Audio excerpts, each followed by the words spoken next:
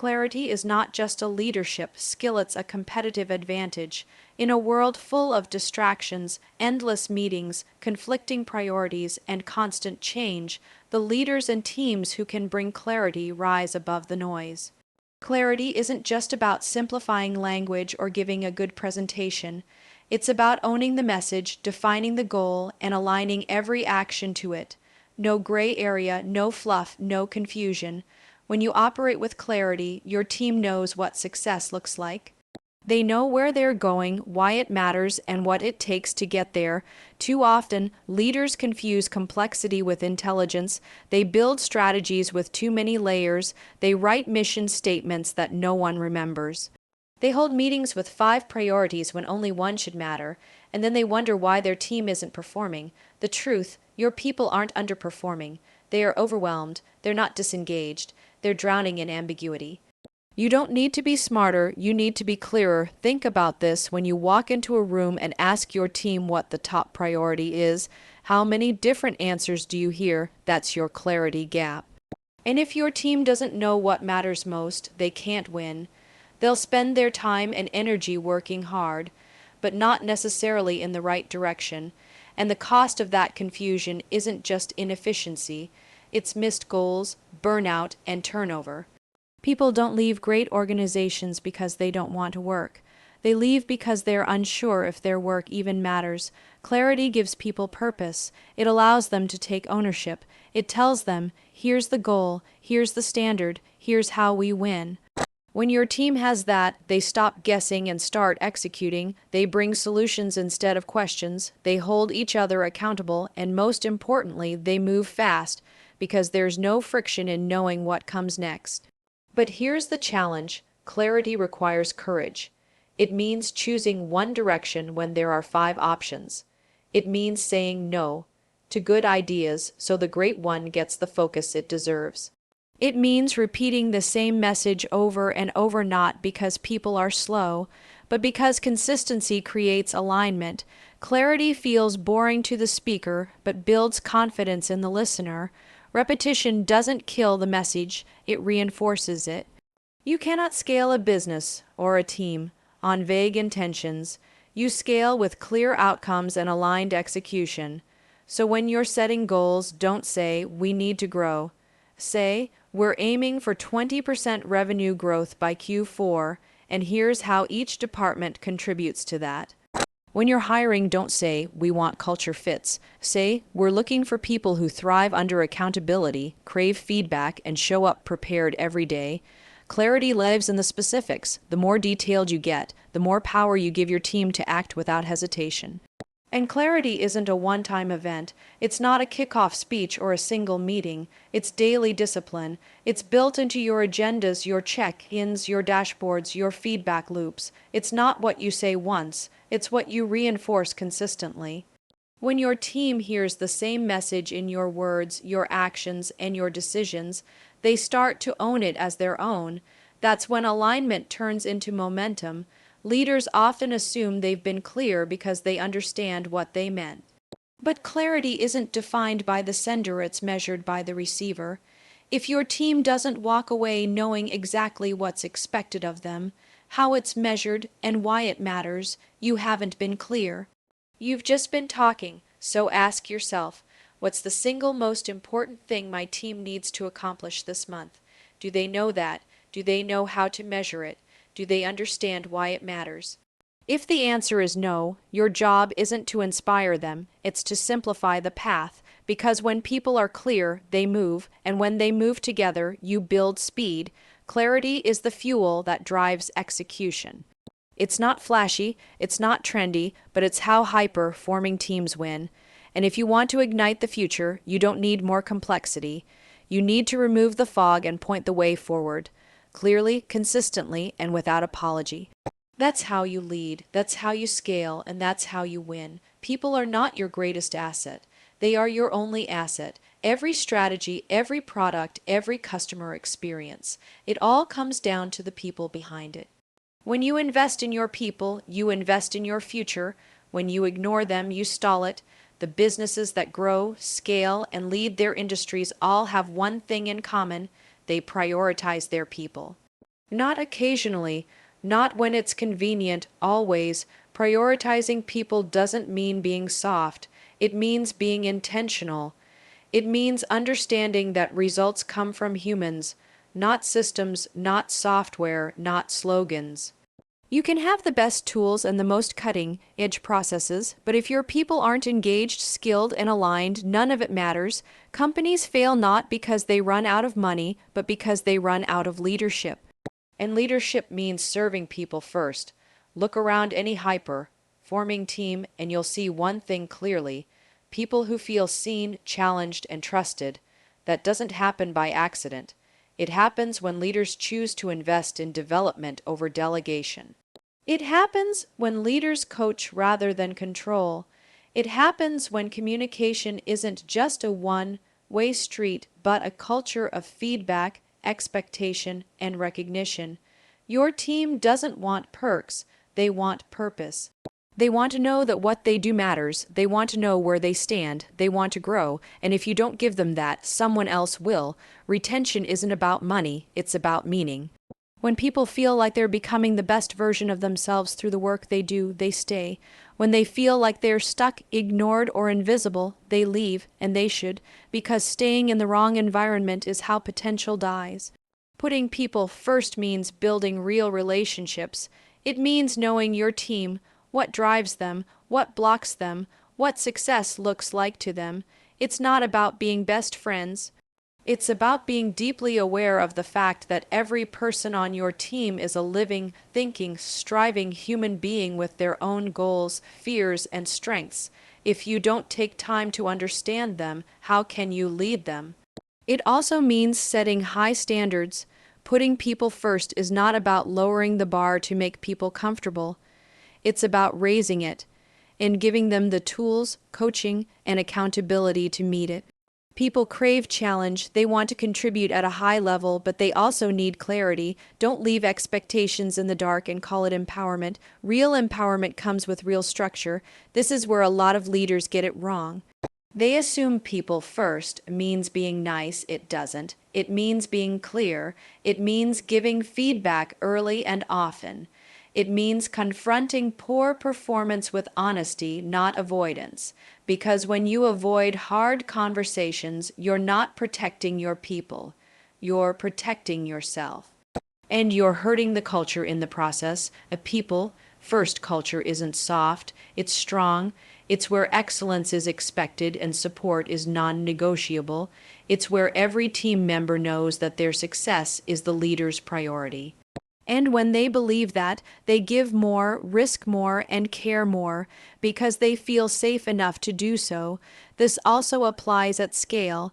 As your organization grows, don't lose the personal connection that got you here. Keep the feedback loops tight. Keep the check-ins consistent. Don't hide behind your calendar. The higher you rise, the more visible your investment in people needs to be. Culture isn't owned by HR, it's modeled by leadership. Every day, in every conversation, in every decision, and yes, it takes time, it takes energy, but ask yourself, where else should your time go if not into the people responsible for building your vision?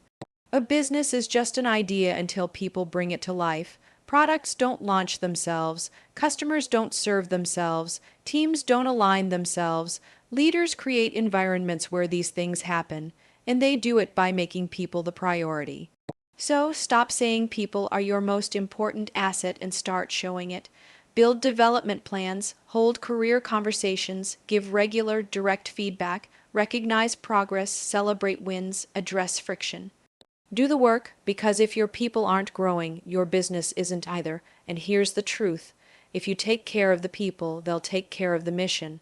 They'll solve the problems. They'll spot the opportunities. They'll push the brand forward, but only if they know they matter.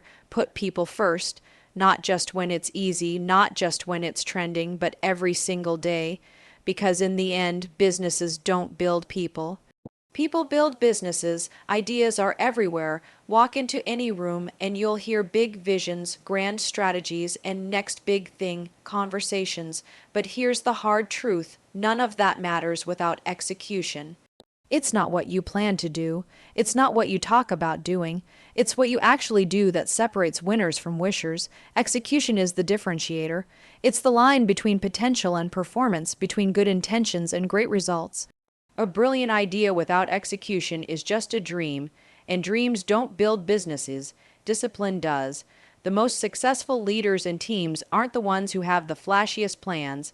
They're the ones who move fast, stay focused, and deliver consistently.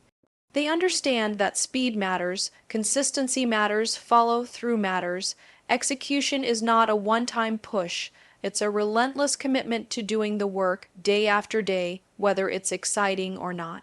The world doesn't reward effort, it rewards outcomes. Effort is expected, progress is measured, results are non-negotiable. You can spend hours in strategy sessions, build beautiful decks, and craft compelling roadmaps, but if those plans never make it off the page, they're worthless.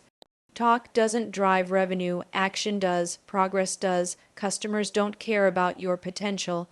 They care about the results you deliver, and your team, they follow what you do, not what you say. Execution means creating a culture where action is prioritized over perfection.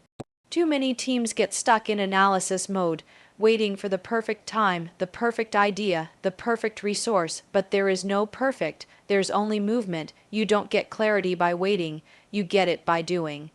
You test, learn, adjust, and keep going. High performers don't wait for conditions to be ideal. They move forward in spite of the uncertainty. And execution isn't just about speed, it's about alignment. You can be busy and still not be effective. You can have a full calendar and make no real progress. The key is knowing what matters and making sure every action points in that direction. That's why clear goals, measurable targets, and direct accountability are critical. If your team doesn't know what the finish line looks like, they'll never get there, no matter how hard they work. You want to know why teams miss deadlines, why goals get delayed, why momentum stalls. It's not because people don't care, it's because there's no system for execution. There's no rhythm, no ownership, no pressure to move things forward. When everything feels like a suggestion, nothing gets done. That's why strong leadership is essential. Leaders must build the muscle of execution into the team's DNA. It's not enough to say, get it done. You have to create a structure that supports follow through. Weekly check-ins, clear deliverables, deadlines with real accountability, because what gets measured gets done, and when things go off track, and they will, real leaders don't blame, they recalibrate, they assess what broke down, fix the gaps, and keep going. Execution is not about being perfect, it's about being relentless. It's about understanding that discipline beats brilliance when brilliance doesn't show up. Execution is also contagious. When one team member takes ownership, hits targets, and raises the bar, others follow. It creates momentum, it sets a standard, it builds a culture where excuses fade and ownership thrives, but it starts at the top. Leaders must model the behavior they expect. If you're late, disorganized, or vague, you give everyone else permission to do the same. But when you move with clarity, urgency, and consistency, you raise the room. Don't underestimate the power of small, consistent execution. Big results are just the compound effect of small wins repeated over time. One clear meeting, one focused day, one task followed through to the end. That's how progress is built, not with explosions, but with discipline. Every high growth business, every strong team, every elite performer succeeds because they execute the basics at a high level without fail. So when you're stuck, don't brainstorm more, execute better. When results stall, don't change the goal, heighten the execution, because the teams that win are not the ones who know the most, they're the ones who do the most. Consistently, reliably, relentlessly, if you want to ignite the future, stop overthinking, start executing, show up, do the work, measure the progress, and keep moving forward. Because the only thing that separates the dreamers from the leaders is what gets done. Execution is not one of the things that matters, it's the thing that changes everything. Feedback isn't criticism, it's growth. It's not about being right, it's about getting better. In every high-performing team, feedback is the fuel that powers improvement, alignment, and acceleration. Without it, people drift; with it, they sharpen. If you're serious about growth, yours, your team's, your organization's, then you have to get serious about feedback, not once a year, not just during reviews. All the time, early, often, and with intention. Most people say they want feedback, but what they actually want is praise. And most leaders say they give feedback, but what they actually give is vague, delayed, or sugar-coated information that does nothing to drive performance. Real feedback is direct, it's actionable, it tells the truth, and it builds trust, not because it's easy to hear, but because it shows you care enough to say what matters. Think about it: the fastest way to fix a mistake, improve a process, or grow a person is to speak up when something isn't working. Silence is expensive. It costs you time, morale, results, and ultimately, people. When leaders stay silent about underperformance, they send the message that excellence is optional. When team members withhold feedback from each other, dysfunction grows in the gap. You cannot solve what no one is willing to say out loud. Feedback should not be a reaction. It should be part of your culture, integrated into every meeting, every project, every relationship. You shouldn't have to wait for a formal review cycle to hear how you're doing. In a high-performance environment, feedback is just how we operate. It's not personal. It's professional. It's not about judgment. It's about making things better, faster, but giving good feedback takes skill. It's not about dumping frustration. It's about being specific, timely, and focused on the behavior, not the person. Don't say, "You're not doing a good job." Say, "This report missed the mark because it lacked data, and we needed that to make a decision." Now you've created clarity. Now you've opened the door to improvement. Feedback without clarity just creates resentment, but feedback with clarity builds momentum. Receiving feedback is a skill, too. It requires humility. The best performers don't get defensive. They lean in, they ask for specifics, they listen to understand, not to respond. They know that every piece of feedback is a chance to grow, and they don't waste it. Leaders who can take feedback well build teams that do the same. You set the tone. If you shut it down, so will everyone else. Feedback also strengthens trust, not because it's comfortable, but because it's honest. When you consistently give and receive feedback, people stop guessing. They stop wondering how they're doing, they stop assuming, and they start improving. That's how you scale. That's how you keep teams aligned, even as things move fast and evolve. When people know where they stand, they make better decisions. They solve problems faster. They own their performance. Avoiding feedback doesn't protect people, it sabotages them. If someone is missing the mark and you don't say anything, you're not being kind, you're being selfish. You're choosing comfort over contribution. You're protecting your feelings instead of helping them improve, and in doing so, you hold them and the business back. Leaders who avoid feedback aren't leading. They're managing avoidance. Yes, feedback can be uncomfortable. It can create tension, but tension isn't bad. It's where growth happens. It's where people rise, improve, and start showing up at a higher level. You don't need a perfect script to give feedback. You need courage, you need intention, you need to care more about the person's success than you do about keeping the peace. If you want a team that performs at the highest level, make feedback the norm. Build it into your one-on-ones, ask for it after meetings, give it in real time, make it safe, make it expected, and most importantly, model it. Let your team see that you're not above feedback, that you welcome it, seek it out, and act on it. Because when feedback becomes part of the culture, everything gets better, faster. So stop waiting for the perfect moment. Stop protecting people from the truth. Feedback is not a luxury. It's not optional. It's the fastest path to improvement. It's how you close the gap between potential and performance. It's how good teams become great, and it's how great teams stay ahead. Feedback isn't about being critical. It's about being committed. Committed to growth, committed to the mission, committed to each other, because when feedback flows, so does performance, and that's how you ignite the future. Indecision is the silent killer of momentum.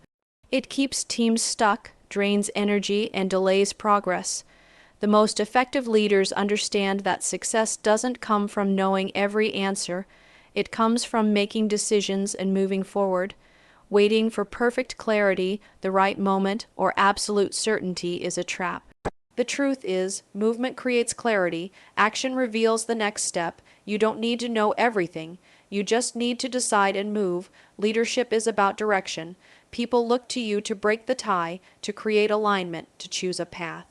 When you hesitate, they hesitate. When you're unclear, they become unmotivated. Teams don't thrive in ambiguity, they shrink in it. The faster you make decisions, the faster they execute. Every delayed decision creates drag. It creates questions, it creates doubt, and eventually it creates disengagement. The role of a leader is not to know it all. It's to create movement, movement toward a goal, toward a vision, toward a better outcome. Some leaders think they're being careful by waiting. What they're actually doing is outsourcing progress to fear. They think waiting will reduce risk, but it doesn't. In fact, not deciding is often riskier than deciding wrong.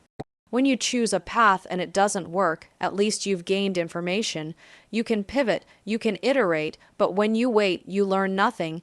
And in business, time is a resource you can't afford to waste. Speed doesn't mean recklessness, it means intention. It means making the best decision you can with the information you have and committing not forever but for now, because progress doesn't come from having all the answers. It comes from acting on what you know, learning fast and adjusting as you go. That's how real growth happens, not in theory but in motion. People respect decisiveness, it creates trust, it gives direction. It shows strength, and most importantly, it gives your team something to follow. When they see you taking ownership of decisions, they feel safe to move. They stop second guessing. They stop holding back. They start executing with confidence. Decisiveness creates momentum, and momentum is one of the most powerful forces in business. The cost of indecision is rarely obvious in the moment, but over time it shows up everywhere. In missed opportunities, in stalled projects, in talent attrition, in a team that no longer believes things will ever really move forward. If you want to build a culture of action, you have to model action. Decide, move, repeat. Even the hardest decisions get easier when you build the muscle of making them.